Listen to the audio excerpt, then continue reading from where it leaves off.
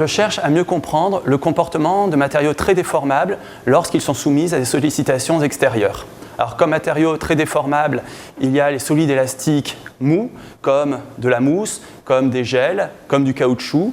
Et puis, il y a aussi les fluides complexes, avec comme exemple des argiles ou du verre fondu. Alors, concernant les matériaux élastiques mous, en voici un exemple de la mousse qui peut servir pour des emballages. Si je rapproche les deux extrémités, ce bloc de mousse se courbe régulièrement. Par contre, si je les rapproche encore plus, la déformation n'est plus régulière et il se forme un sillon à un endroit. Le mécanisme de formation de ce sillon n'est pas simple et pourtant il semble être très important. On pense en effet qu'il peut expliquer l'origine du relief qu'il y a à la surface du cerveau. Alors comme exemple avec les fluides viscoélastiques, en voici un fluide gélatineux.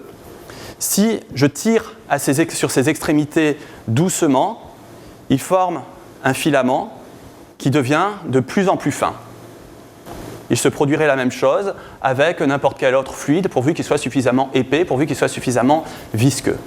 Par contre, si je refais la même expérience, mais cette fois en tirant rapidement dessus, il se casse, comme le ferait par exemple un ruban en caoutchouc. On est donc en présence d'un matériau qui se comporte à la fois comme un liquide et comme un solide lorsqu'on le sollicite lentement et comme un solide si on le sollicite rapidement.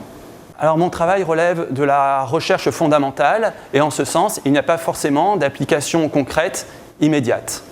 Le but est surtout de produire des connaissances qui pourront ensuite être utilisées par d'autres personnes à des fins plus applicatives.